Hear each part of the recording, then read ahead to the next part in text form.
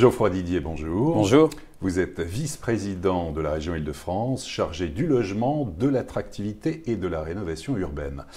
Alors, les derniers chiffres communiqués par le ministère de la Cohésion des Territoires font état de 80 000 logements mis en chantier en Île-de-France. C'est 23% de mieux sur une année glissante. C'est encourageant. Est-ce pour autant suffisant?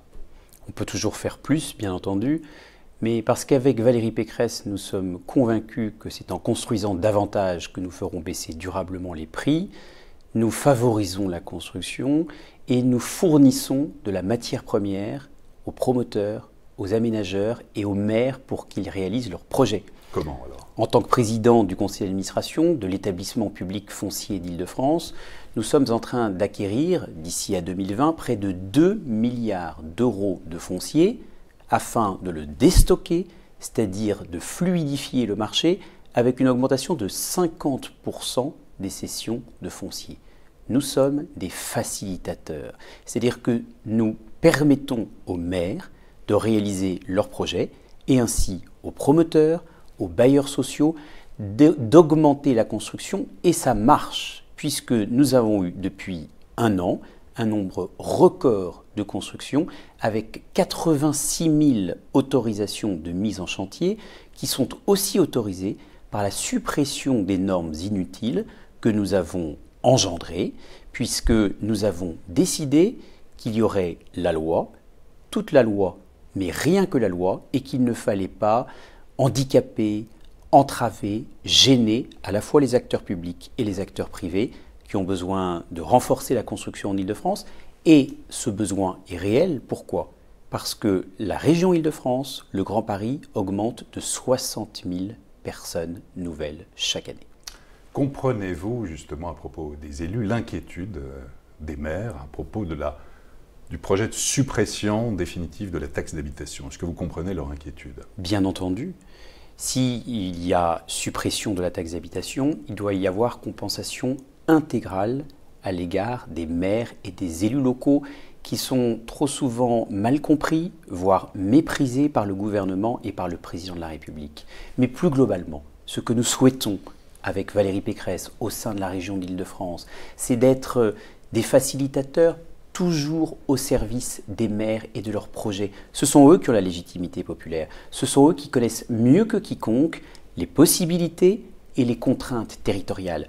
Par exemple, sur le mode d'attribution des logements sociaux, oui. Ce que nous souhaitons, ce que je demande, c'est que les maires qui respectent la loi SRU et qui, tout en les respectant, sont parfois sanctionnés par le gouvernement trop tatillon, eh bien, puissent davantage maîtriser leur peuplement et avoir la main sur l'attribution de leurs logements sociaux, parce qu'ils sont les mieux placés pour savoir, par exemple, que dans une même cage d'escalier, il ne faut pas, malgré la rénovation du bâti, installer des familles qui posent problème ensemble. Les maires sont à la fois des repères, des relais et des remèdes, et nous devons être à leur écoute, et j'aimerais que le gouvernement en fasse de même. Où en êtes-vous justement sur cette politique en matière de logement, cette politique, ce plan anti-ghetto urbain? Nous avons une priorité, bien entendu, c'est de diversifier l'offre de logement. C'est-à-dire que nous aidons l'accession à la propriété, on en parlera peut-être, ouais. Mais nous aidons aussi la construction de logements sociaux, puisqu'il y a près de 600 000 ménages qui attendent, rien qu'en Île-de-France, un logement social. L'année dernière, en 2016, 40 000 nouveaux franciliens ont pu accéder à un logement social. Mais il faut diversifier cette offre. C'est la raison pour laquelle nous avons repris le financement du logement intermédiaire. 2000 logements intermédiaires sociaux financés en 2016, alors que sous la mandature socialiste, il y en avait 0.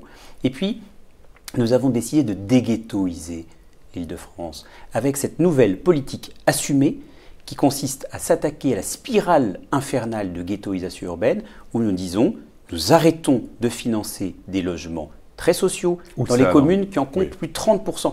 Il y a des communes qui comptent 60, 70%, jusqu'à 75% de logements sociaux, où des maires, par clientélisme électoral, ont pris l'habitude pendant de trop nombreuses années de concentrer les difficultés aux mêmes endroits. et où les premières victimes sont les habitants eux-mêmes. Cette Vous spirale... pensez à quelle commune, par exemple?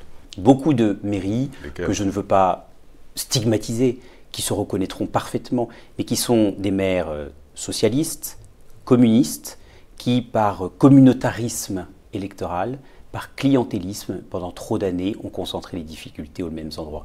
Et cette spirale infernale ne pouvait plus durer, et j'observe d'ailleurs que cette nouvelle politique que nous menons suscite l'adhésion bien au-delà des clivages partisans, puisque François Pupponi, maire socialiste, ancien maire socialiste de Sarcelles, député socialiste, ancien président de l'Agence nationale de la rénovation urbaine, a clairement dit publiquement que notre politique allait dans le bon sens. Mais elle ne suffit pas, puisque nous nous attaquons aussi aux zones de non-droit dans le logement.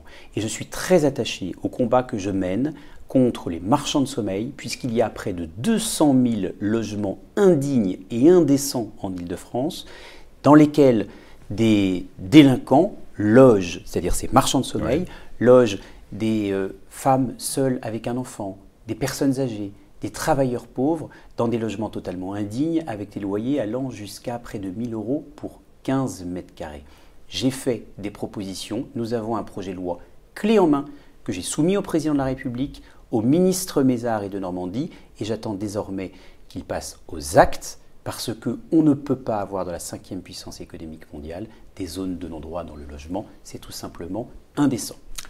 Geoffroy Didier, le logement coûte cher. On a eu récemment les résultats du baromètre en Île-de-France de la Fédération des promoteurs immobiliers. On est à près de 5 000 € du mètre carré en Île-de-France. Comment faire baisser les prix de l'immobilier? Comment faire baisser les prix du logement? En construisant bien plus qu'en cédant à une économie administrée, comme le gouvernement socialiste précédent l'avait fait, en souhaitant élargir l'encadrement des loyers.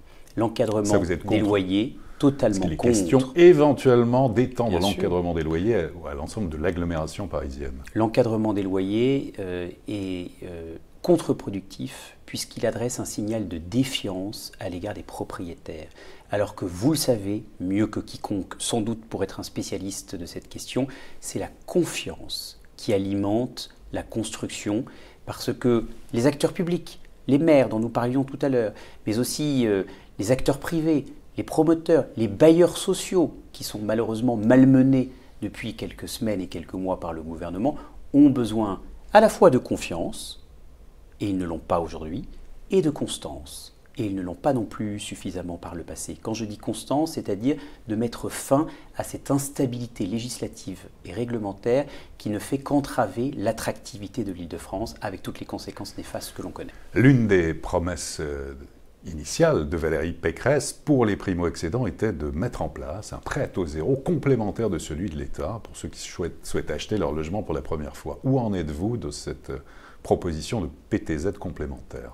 En plus de ce que nous faisons au quotidien pour à la fois favoriser la construction, aider les maires à réaliser leurs projets, mieux articuler le marché en créant une offre de diversification des logements et en déghettoisant les quartiers les plus compliqués, c'est-à-dire en les revitalisant par la rénovation urbaine, nous réfléchissons aussi activement à ce prêt à taux zéro, puisque nous souhaitons effectivement que les Franciliens qui le peuvent et qui le veulent puissent devenir propriétaires. Et c'est une vraie différence que nous avons avec Emmanuel Macron, qui lui ne saisit pas les aspirations. Ce sera pour 2018 ? L'objectif est que ça puisse se faire au plus vite, au regard aussi de l'augmentation des taux. C'est-à-dire que tant que les taux d'intérêt ne sont pas trop élevés, il n'est pas forcément utile que nous venions en plus avec un prêt à taux zéro. Si les taux commençaient à augmenter, notre objectif est qu'en 2018 et 2019, ce prêt à taux zéro régional puisse se mettre en œuvre. Mais j'insiste quand même. Augmenter au-delà des 2%? Nous verrons, nous sommes en train d'y travailler avec plusieurs acteurs idoines. Mais je voudrais vraiment vous faire comprendre aussi que nous avons une grande différence ici avec Emmanuel Macron qui manifestement sur l'immobilier ne ressent pas les aspirations profondes des Français. APL, HLM, IFI, qu'est-ce que cela vous inspire? Mais ce qui m'inspire, c'est que Emmanuel Macron considère l'immobilier comme une rente. Et je pense qu'il ne comprend pas là les aspirations profondes des Français qui veulent pouvoir devenir propriétaires au terme d'un véritable parcours résidentiel qui passe parfois par le logement social, d'où le fait aussi qu'il faut aider les bailleurs sociaux et construire davantage de logements sociaux, parce que les Français aspirent en majorité à pouvoir sécuriser leurs vieux jours, à transmettre à leurs enfants. Non, l'immobilier n'est pas une rente, Monsieur le Président de la République. Et quelles sont vos propositions sur le logement social?